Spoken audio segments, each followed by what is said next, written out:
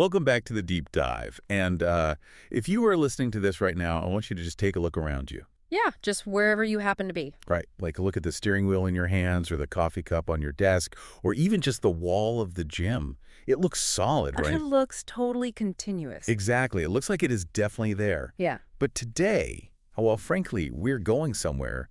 The challenge is the very idea that you are actually somewhere. It is definitely one of the more mind-expanding sessions we have ever covered. To say the least. Yeah. We are looking at a specific slice of history today, a specific conversation that suggests the physical world you are looking at right now is less like a solid object and more like a blinking neon sign that is on the fritz. We are getting into the nature of reality, the physics of consciousness, and oddly enough, a parking ticket. A parking ticket. I absolutely love that contrast. We're going to explain the secrets of the universe, the blinking nature of atoms, and where we go when we sleep.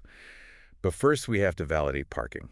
Exactly. It is that blend of the mundane and the metaphysical that makes this material so incredibly special. It grounds all the high strangeness right in the dirt and paper of real life. It really does.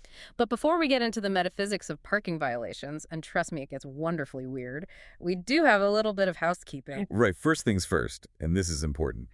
We need to declare right up front that this podcast is distributed free of charge on all major platforms for educational purposes. We are here to learn, to explore, and to share information that really makes you think. We aren't selling a dogma. We are just opening a book.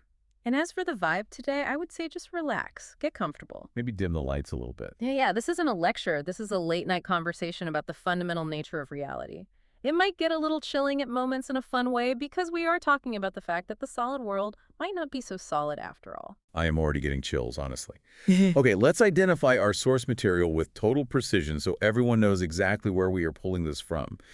We are doing a deep dive into session 275 of the early sessions, book 6 of the Seth material. And for those tracking the timeline, the exact date of record is Monday, July 25, 1966. The time was 9 p.m. And we have to give a massive acknowledgement to the publisher New Awareness Network for preserving this material and making it available. Without them, these transcripts might just be dusty papers sitting in a box somewhere. Absolutely. So for anyone uninitiated, we are analyzing the words of Seth, a personality channeled by the author Jane Roberts. And in this specific session, Seth has a very clear mission. He wants to unpack some genuinely mind-bending concepts about where we go when we aren't here. And he also analyzes a fascinating ESP experiment involving that parking ticket and a pretty intense family emergency. It is a dual mission, half theoretical physics of the soul and half practical demonstration of psychic ability. Theory and lab work basically combined. Which is the best way to learn it. So let's start with a question for you and for everyone listening.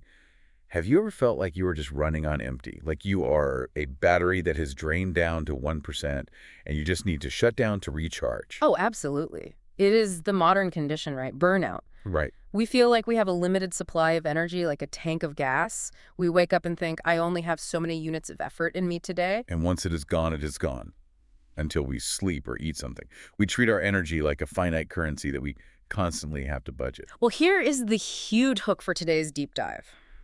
Seth says that concept, the whole human battery idea, the fear of burnout, is completely wrong. In fact, he says it is backwards. He completely invalidates the concept of burnout in the way we usually understand it. And then he previews something called the non-interval, which suggests that you and I are basically physically blinking in and out of existence like a strobe light. Okay, let's unpack this. We will call this segment 1, the infinite battery. Seth opens the session with a statement that totally flies in the face of our usual biological assumptions. He says, quote, using energy generates energy. The more creative energy you generate, the more you are able to generate. Using energy generates energy. I mean, that sounds like a perpetual motion machine. It defies the laws of thermodynamics, doesn't it? If I use gas in my car, I have less gas. In a physical, mechanical system, sure. But Seth argues that consciousness is not a combustion engine. Right. In a psychological and psychic sense, he argues that we are looking at it all wrong. He contrasts this directly with the human battery metaphor. He explicitly says, quote, you do not use up energy in biological terms, and to think so is an error. That is such a bold claim. Because when I go for a run or when I work a 12-hour day, I definitely feel used up. Of course. My legs are heavy, my brain is totally fogged. How does he explain that physical reality? Seth argues that this feeling is often a misunderstanding. It is a belief system rather than an actual biological necessity of consciousness. He says, quote, to refrain from using energy is to have less of it. So hoarding energy is actually what depletes you. Precisely. He says there is no such thing as hoarding energy. Think about it like a river versus a stagnant pond. Okay. A river has energy because it moves. It creates force by flowing. If you dam it up to save the water, it becomes stagnant. It loses its force. It gets murky. Right. Seth is saying our vitality works the exact same way. If you try to hold back, you actually stagnate your own system. That is really interesting. So theoretically, by sitting on my couch trying to save my strength for the weekend, I might actually be making myself more tired. You are signaling to your system that energy isn't required. You are shutting down the generator. Wow. Seth connects this directly to what he calls the intensity of experience. He says, quote, the use of energy is the basis for personality and the intensity of experience. If you dampen the output, you dampen the personality. Exactly. You become a dim bulb because you are afraid of burning out the filament, but the filament needs the current to even exist. This brings us to the word creativity, because usually when we hear that word, we think of artists, writers, musicians. I think, well, I can't paint, so I'm not a creative person. Does Seth distinguish between artistic creativity and life creativity? He shuts that distinction down immediately. He clarifies that creativity isn't a job title or a hobby. It is an emotional and psychic characteristic. So you don't need to be Picasso to be creative in Seth's definition. Not at all. Creativity in this context is the drive to experience life vividly. It is the force that constructs your reality. Seth notes that, quote, creativity should not be considered as the property of those who work in the arts, however, for it is not theirs exclusively. So what makes a creative person in this framework? It is someone who allows that energy to flow. Someone who engages with their environment and their emotions with real intensity. They aren't trying to conserve their reactions. They feel the highs and the lows fully. And so what part, the practical implication of all this? Seth observes that creative individuals, people who generate this high energy output, tend to have much more vivid dream experiences. Why dreams specifically? Is it just because they have better imagination? It is deeper than that. It is about momentum. Oh. Because that energy doesn't just turn off when you close your eyes and go to sleep. Oh, I see. He says, quote, the dreams of the highly creative exist multidimensionally.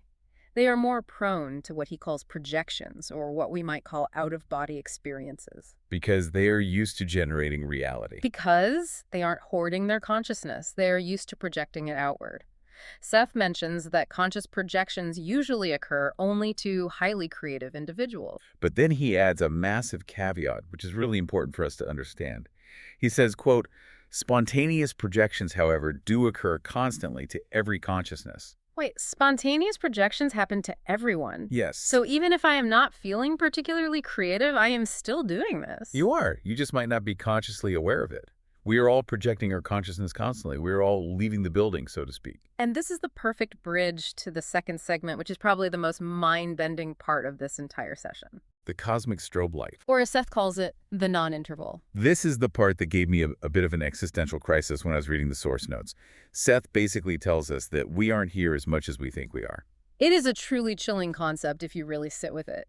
Seth says, quote, you do not dwell within your physical universe as completely as you imagine, and as I have told you, you exist as long out of it as you do within it. 50-50. We're only here half the time. Roughly, yes. To explain this, Seth uses a scientific analogy involving atoms. He talks about the pulsations that occur in matter. Okay, let's break down the physics, or I guess the metaphysics of this. Because to me, this table in front of me feels pretty solid. My coffee cup doesn't feel like it's disappearing. Seth explains that energy enters an atom and then departs. It pulsates. It has an on state and an off state. He says, quote, there is an interval in which the chair simply does not exist, but you do not perceive it. The chair I am sitting on right now, it is blinking on and off. Yes, and so are you. Your physical body is pulsating in and out of existence. So why don't I fall through the floor when the chair blinks off? Or why don't I disappear from your vision? If we are strobing, why does everything look so unbelievably smooth? Because of what Seth calls a mechanism similar to an afterimage. Like when you play with a sparkler on the 4th of July. Exactly that. Think about the sparkler. If you wave a sparkler in a fast circle in the dark, what do you actually see? A circle of light. A ring of fire. Right. But physically, is there a ring of fire? No. No. The sparkler is only at one single point at any given millisecond. But your eye and your brain retain the image of where it was a fraction of a second ago and connect the dots to create continuity. So Seth is saying we do that with reality. Yes, he says, quote, "We have, again, almost a mental afterimage that gives you the illusion that one moment leads smoothly to the next." So our physical senses are basically tricking us into seeing a continuous movie, when really it is a series of still frames with gaps in between. Correct. We are smoothing over the gaps to maintain a stable reality. We are the editors of our own film, stitching the frames together so tightly we don't even see the cuts. He says, quote, "Consciously you do not perceive the intervals during which you yourself simply do not exist as material organisms." Simply do not exist as material organisms. That is the quote that really stuck with me. It is so definitive. So the obvious question is, if I am blinking out of existence, where am I when the light is off? That is the big question, and Seth makes a very important distinction here. He says, quote, "It is not a matter of the consciousness escaping from the body. It is a matter concerning the fact that no physical body exists from which to escape." Whoa. Okay, say that again. Right. That is a crucial distinction. During the off-blink, during the interval, the body doesn't exist, so the consciousness isn't leaving it like a ghost leaving a shell. The shell is gone. The consciousness is just there. But there isn't in the physical world. So we exist in non-physical terms during these intervals? Yes. Seth calls these the non-intervals. To the physical self, it is a gap, a nothingness. It is the space between the frames of the movie. But to the inner self, it is an entire reality. It reminds me of those old cartoons where a character runs through a long hallway of doors. We are popping into this hallway, this physical reality, opening the door, saying hello, and then closing it. Yeah. But we spend just as much time in the hallway. That is a great way to visualize it. We treat the room as the only reality, but the hallway is actually where we are coming from. And here is where it gets really fascinating regarding time. Seth mentions that our idea of time does not exist within these intervals. Time dilation, or just complete timelessness. Timelessness, he says, quote, "To the inner self, no time passes. But because no time passes, these intervals are spacious. You could theoretically explore them endlessly." So in the split-second gap between my heartbeats when I physically don't exist, I could be living a whole other sequence of events. Theoretically, yes. Seth says, quote, "One portion of you leaves the inner self to explore in depth a particular non-interval." He even suggests that our intervals, our physical life, are just one specific focus. But the non-interval is arguably the more native state of our being. It is so fun to speculate on this. Are we living entire second lives in the gaps? Are we solving complex problems in a dimension we can't remember, then popping back in to finish our coffee with the solutions suddenly in our heads? Seth implies that this is exactly where intuition or sudden bursts of creativity come from. We dip into that non-interval access, a broader reality, and bring the energy back into the pulse of physical life. It is like downloading data from the cloud during the blink. You don't know you connected to the server, but suddenly you just have the file. The problem is we don't remember it. I don't remember going to the cloud. Generally, no. Seth says, quote, "The consciousness as it reasserts itself within physical reality has no memory of the interval." Because if we did, the illusion of continuity would break. You would be too confused to function here. Imagine trying to drive a car if you were simultaneously aware of a dimension where time doesn't exist. You would crash immediately. Fair point. We need the blinder to focus on the road. But he does give us a gateway right, a way to remember or at least to access this state consciously without crashing the car. Dreams. This moves us perfectly to segment 3, lucid dreaming, and what Seth calls super perfect reality. Right. Seth says that dreams allow consciousness to, quote, disentangle itself from physical reality. And specific types of dreams are actually memories of these non-intervals. He talks about a specific kind of dream. He calls them awake-seeming dreams. Which today we would almost certainly classify as lucid dreams, but Seth gives some very specific descriptors for how to identify them, which I find incredibly useful for anyone trying to practice this. Yeah, let's go through the checklist. How do I know if I am in one of these gateway dreams? The first indicator is intense vividness. Seth says, quote, "The pure and brilliant quality of the surroundings have much in common with the appearance physical reality has for children." I love that comparison. You know how when you're a kid, the grass looks greener, the sky looks bluer, everything is just louder visually? Exactly. We get desensitized as adults. Our brain filters out the noise to save energy. There is that energy conservation again. But in these high-level dreams, the senses seem to operate with what Seth calls super perfect efficiency. Super perfect. That is a great word. It implies that it is more real than real. If you are in a dream and you look at a tree and that tree is vibrating with color and detail that puts a modern television to shame you, you are likely in one of these non-interval experiences. It isn't just clear, it is overwhelming. And what is the actionable advice here? If I see the super perfect tree, what do I do? Seth says, quote, as soon as you realize what type of dream this is, you can project within it consciously and explore your environment. So that realization, that feeling of, whoa, this is too vivid to be normal, is the trigger. That is the key. That realization allows you to step out of the script of the dream and start exploring the reality behind it. It is the moment you wake up within the sleep state. Seth says these are excellent as thresholds for conscious projection. I am definitely going to try to look for that childhood brilliance tonight. It is such a specific texture to look for. It shifts the goal from just knowing you're dreaming to noticing the quality of the perception. It really does. It turns you into an observer of the medium, not just the content. You start looking at the pixels of your dream and realizing they are made of something else entirely. Okay, so we have covered the theory. Infinite energy batteries, strobe light existence, and super high-def dreams. Now we go to the lab. Segment 4, the envelope experiment. I love these parts of the Seth sessions. Because on one hand, you have this disembodied voice explaining the architecture of the cosmos. And on the other hand, you have Jane's husband, Rob, trying to trick him with a parking ticket. It grounds the whole thing, doesn't it? It shows that this isn't just philosophy. They were actively testing the ability of consciousness to perceive physical matter remotely. This wasn't a religion, it was research.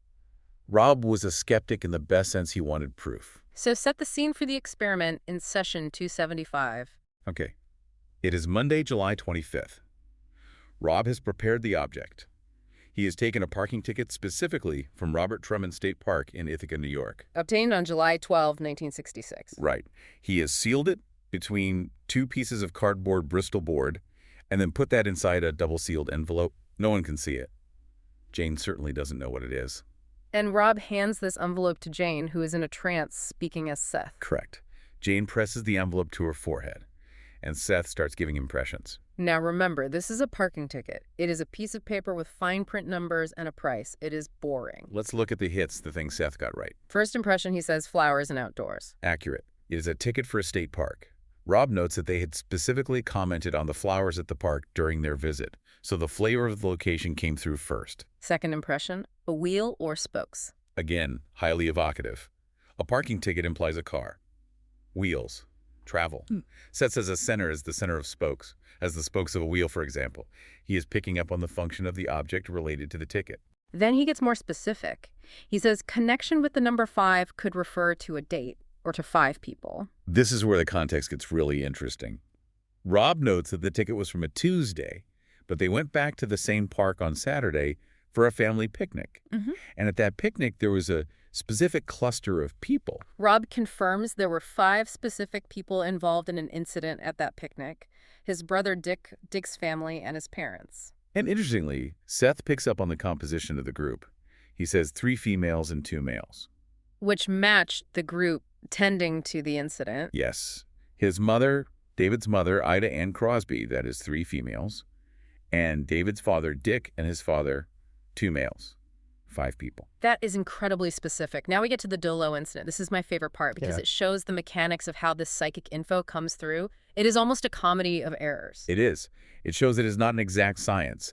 Jane, in her trance, starts spelling things out. She sees the letter D, then O, then L, then another L. So she says the word Dolo. And then she sees an A and an R. Exactly. But she broke it up. She said Dulla, and then later saw the rest. Seth explains later that he was trying to lead her to the price on the ticket. Which was 50 cents, Yeah. a $50. Right. Seth was showing her the word dollar, mentally hoping she would say it, and then associate it with the price. But instead, she just read the letter she saw first and said doll. It is like a game of charades gone wrong. It really is. Seth says later, with a bit of frustration, perhaps I was leading him to dollar and giving it to Rupert in a slightly different fashion. Right. Rupert being his name for Jane. It shows that psychic information isn't like reading a fax. It is about interpreting symbols and flashes. Jane's conscious mind jumped in and said doll before the word dollar was finished. But then the session takes a turn. Seth gets a very strong, very specific impression that isn't about the ink on the paper. He says, quote, "We are getting 2 separate impressions. One is of a blanket and one is of a note. The blanket on grass." A blanket on grass. Now, physically, there is no blanket in the envelope, just the ticket. But emotionally, this is the chilling twist. Tell us what happened on that Saturday picnic.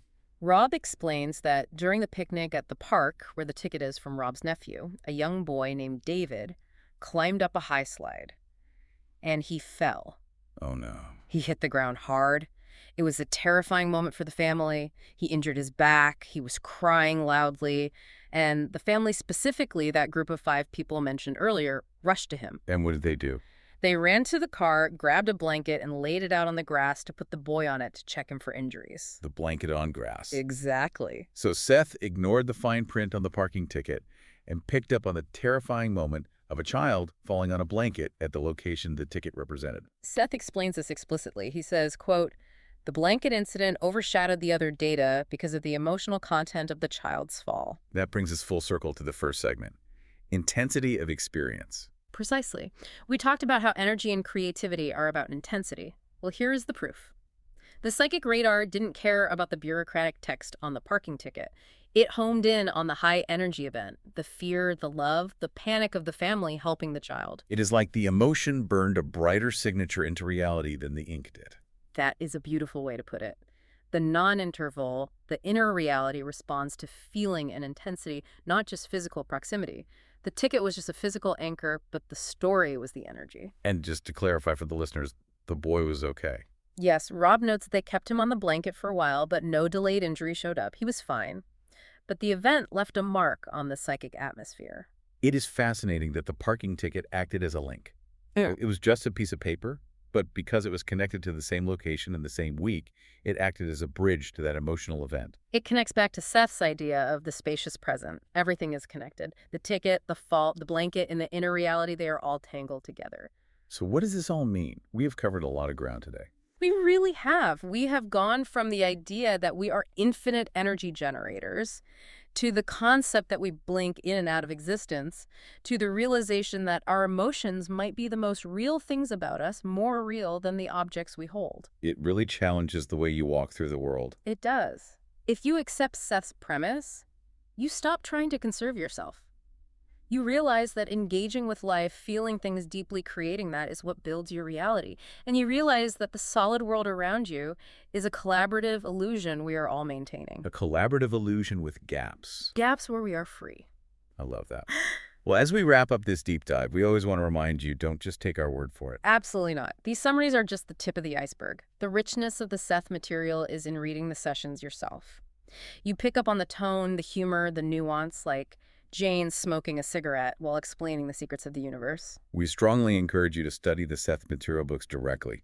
You can find them including the Early Sessions Book 6, which we discussed today at the New Awareness Network website and bookstore. That is sethcenter.com/early-sessions. Go there, get the books, support the preservation of this material. It is a treasure trove. And before we go, we want to leave you with one final provocative thought based on the non-interval. The next time you blink, ask yourself, did the world disappear or did you? And while you were gone, what did you see? Something to think about while you're trying to fall asleep tonight. Thank you for joining us on this deep dive. See you in the next interval. Bye for now.